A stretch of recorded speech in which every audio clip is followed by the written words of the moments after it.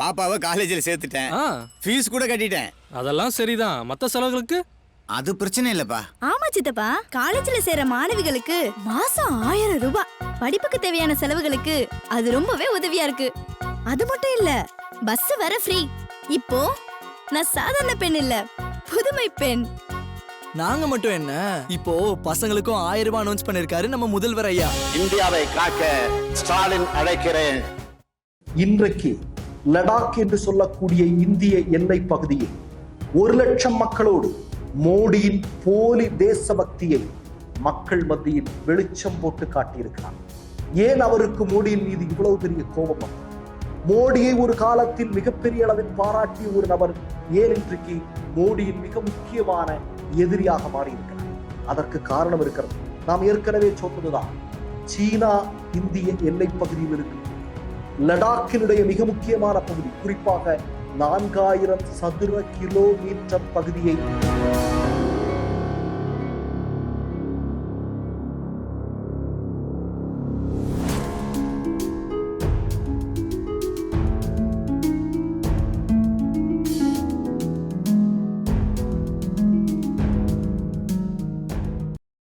Mister perfect extra gold திருமணமான ஆண்களுக்கு திருப்பு முனையை ஏற்படுத்தும் ஹலாலான இயற்கை வியாகரா. வயதான பலகினமா, சுகர் பலகினமா, இனி கவலை வேண்டாம், உடனே ஆர்டர் செய்யுங்கள். வணக்கம்.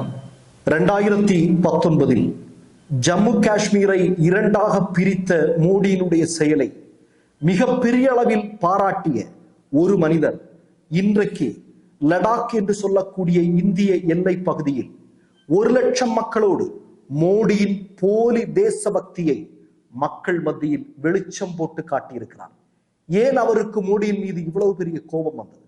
மோடியை ஒரு காலத்தில் மிகப்பெரிய அளவில் பாராட்டிய ஒரு நபர் ஏன் இன்றைக்கு மோடியின் மிக முக்கியமான எதிரியாக மாறியிருக்கிறார்? அதற்கு காரணம் இருக்கிறது. நாம் ஏற்கனவே சொன்னதுதான், சீனா இந்திய எல்லை பகுதியில் இருக்கக்கூடிய லடாக்கினுடைய மிக முக்கியமான பகுதி, குறிப்பாக 4000 சதுர கிலோமீட்டர் பகுதியை சீனா தன் கைவசப்படுத்தி இருக்கிறது. அது இந்தியாவுடைய பகுதி. இந்தியாவுடைய 4000 சதுர கிலோமீட்டர் பகுதியை சீனா கைவசப்படுத்தி அங்கிருக்கக்கூடிய கிராமங்களுக்கு சீன பெயர்களை சூட்டி இன்றைக்கு ஆட்சி நடத்தி கொண்டிருக்கும் போது அதை வேடிக்கை பார்த்து பல்லளித்துக் கொண்டிருக்கக்கூடிய மோடிக்கு எதிராக இன்றைக்கு சோனம் வாங்சுக் என்று சொல்லக்கூடிய மனிதர் 1,00,000 மக்களை திரட்டி ஒரு மகத்தான போராட்டத்தை அவர் முன்னெடுத்திருக்கிறார். இதற்கு முன்னாடி அவர் சமீபத்துல கூட நீங்க பாத்தீங்க அப்படின்னா ஒரு 21 நாள் உண்ணாவிரதம் இருந்தார். எதற்கு உண்ணாவிரதம் இருந்தார் தெரியுமா? ஜம்மு காஷ்மீரை பிரிக்கும் போது மோடியும் அமித்ஷாவும் சேர்ந்து பொய் சொன்னாங்க இல்லையா? அதாவது இனிமேல ஜம்முலையும் காஷ்மீர்லையும் லடாக்கிலையும் பாலாறும் தேனாரும் ஓடும், பயங்கரவாதம் ஒழிக்கப்படும், இனி எல்லாம் அங்கே சுபிட்சமாக இருக்கும் என்றெல்லாம் சொன்னார்கள் அல்லவா? ஆனால் லடாக் என்று சொல்லக்கூடிய பகுதியை தனியாக மோடியும் அமித்ஷாவும் சேர்ந்து பிரித்ததற்கு பிறகு அந்த மண் மிகப்பெரிய மாஃபியா கும்பலுக்கும் கனிமவள கொள்ளையர்களுக்கும் பகிர்ந்தளிக்கப்பட்டது என்பதை சுட்டிக்காட்டி இந்த இயற்கை ஆர்வலர் 21 நாள் மோடிக்கு எதிராக மிகப்பெரிய உண்ணாவிரத போராட்டத்தை நடத்தினார். அன்றைக்கும் இவருக்கு பின்னால் 12,00,000 மக்கள் கூடினார்கள். ஆனால் அதை ஒரு ஊடகம் கூட காட்டல. அதான் மிகப்பெரிய வேதனை. அதாவது லடாக் என்று சொல்லக்கூடிய இந்தியாவின் மிக அழகான பகுதி, அந்த பகுதியை இந்தியாவில் இருக்கக்கூடிய பெரும் முதலாளிகளுக்கும் கொள்ளையர்களுக்கும் தாரை வார்த்து கொடுத்த மோடியினுடைய செயலை கண்டித்து 1,00,000 மக்களை திரட்டி ஒரு மனிதர் ஒரு மாபெரும் போராட்டத்தை முன்னெடுக்கும் போது இங்கே அமித்ஷாவுடைய மேசையிலிருந்து தூக்கி போடுகிற எலும்பு துண்டுகளுக்காக அடிபிடி சண்டை போட்டுக் கொண்டிருந்தன இங்க இருக்கக்கூடிய ஊடகங்கள். அதை ஒருத்தனாவது காட்டலானா? ஒருத்தனாவது சொன்னானா? இல்லை. மீண்டும் அவர் அந்த உண்ணாவிரதத்தினுடைய கடைசி நாளில் எடுத்திருக்கக்கூடிய முடிவுதான், 4000 சதுர கிலோமீட்டர் பகுதியை சீனாக்காரன் பிடிச்சு வச்சிருக்கான், அது என் நாட்டின் பகுதி, என் தேசம், அது நீ பேசாம இருக்கிறியே. ஏன்னா இந்த மோடியும் அமித்ஷாவும் தான் 2014 நாங்க ஆட்சிக்கு வந்தா பாகிஸ்தான்காரனும் சீனாக்காரனும் வாலாட்ட முடியாது, இங்க மன்மோகன் சிங் ஆட்சி செய்யும் போது இருந்த மாதிரி கிடையாது, நாங்க வந்தா நடக்கிறதே வேற, இப்படின்னு பொய் பித்தலாட்டங்களை சொல்லி ஆட்சி பொறுப்பிற்கு வந்தவர்கள் தான் இருவரும். ஆனால் வந்ததற்கு பிறகு சீனாக்காரன் இந்தியாவுடைய பகுதியை பூரா பிடிச்சு வச்சிருக்கிறான். அதை கேட்கறதுக்கோ சீனான்னு ஒரு பேரை சொல்றதுக்கோ துப்பு இல்ல, பயப்படுறானுங்க அப்படிங்கிற கடுமையான விமர்சனத்தை அவர் முன்வைத்திருக்கிறார். இன்றைக்கு இந்த போராட்டத்திற்கு ஆதரவாக பாஜகவை மிக கடுமையாக விமர்சனம் செய்து கொண்டு வருகிற இந்தியாவுடைய மிகச்சிறந்த கலைஞர்களில் ஒருவராக இருக்கக்கூடிய பிரகாஷ் ராஜ் இந்த சோனம் வாங்சுக்கை சந்தித்திருக்கிறார். அந்த வீடியோவை நீங்கள் இப்போது பாருங்கள்.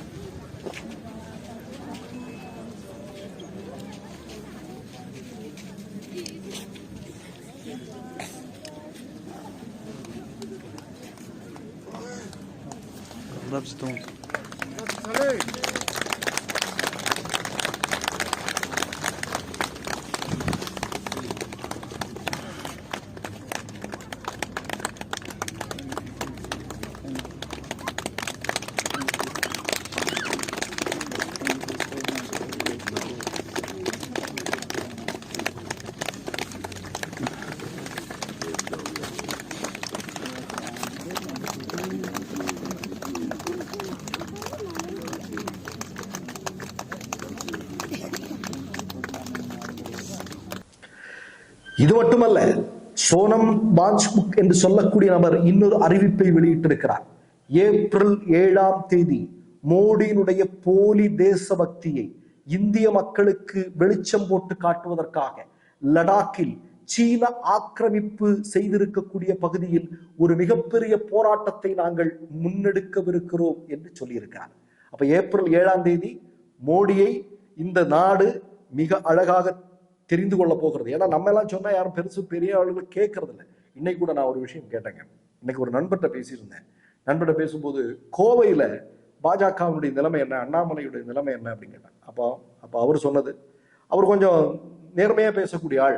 அவர் என்ன சொன்னார் அப்படின்னா, அண்ணாமலைக்கு டெபாசிட் கிடைக்கும், ஆனா 3வது இடம் தான். நான் சொன்னேன், ஊடகங்கள் அப்படி இல்லையே, வேற விதமா பேசிட்டு இருக்காங்களே. அப்படி கிடையாது. உண்மையில நான் கோயம்புத்தூர்ல இருக்கிற ஆள், எங்க தொகுதியில தான் அண்ணாமலை போட்டியிடுகிறார். கிரவுண்ட் லெவல்ல அப்படி கிடையாது. அவ்வளவு பெரிய கோபத்துல இருக்கிறாங்க. அதுவும் இந்த மோடி சிரிக்கிற மாதிரி போட்டோ பார்த்தா மக்கள் அவ்வளவு கோபத்துல இருக்கிறாங்க. இதுக்கு மேல அண்ணாமலை இந்த மாதிரி புழுகல் தேசபக்தி அது இதுன்னு சொல்லி போலியா பேசுறது மக்களுக்கு அருவருப்பா இருக்கு, கோபத்துல இருக்கிறானுங்க. ஆனா கொடுக்கிற பணத்துக்கும் அங்க கொடுக்கிற அந்த பிஆர்ஓ ஒர்க்குக்கும் சேர்த்து டெபாசிட் கிடைத்தால் ஆச்சரியப்படுவதற்கு டெபாசிட் கிடைக்கலாம். ஆனால் 3வது இடத்திற்கு அண்ணாமலை தள்ளப்படுவார் அப்படின்னு அவர் சொல்றாரு.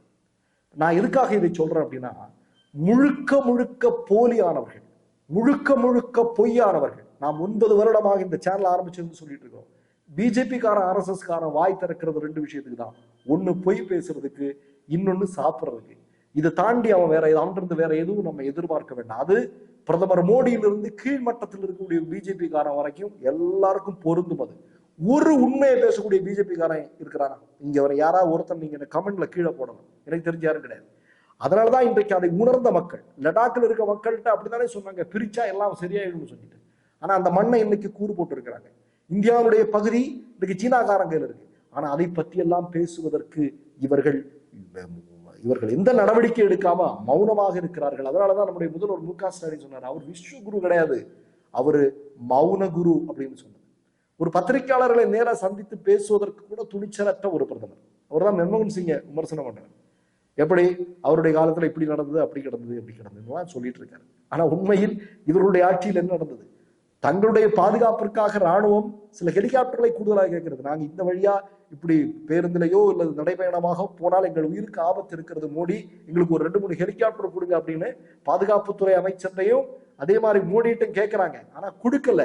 பலன் என்னாச்சு? ஏராளமான ராணுவ வீரர்கள் பயங்கரவாதிகளுடைய தாக்குதலில் கொல்லப்பட்டார்கள். அந்த தியாகத்தை தன்னுடைய அதிகாரத்திற்காக, வாக்கு வங்கி அரசியலுக்காக அதை பயன்படுத்தியவர் இன்றைய பிரதமர் மோடி என்பதை நீங்கள் ஞாபகத்தில் வைத்துக் கொள்ள வேண்டும்.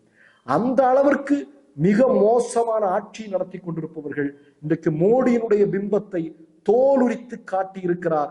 இந்த சோனம் வாங்சுக் என்று சொல்லக்கூடிய நபர், அவருடைய ஏப்ரல் 7 நடக்க போகிற போராட்டம் என்பது ஜம்மு காஷ்மீரிலிருந்து கன்னியாகுமரி வரையும் மோடியினுடைய RSS போலி தேசபக்தியை வெளிச்சம் போட்டு காட்டவிருக்கிறது என்பதுதான் உண்மை.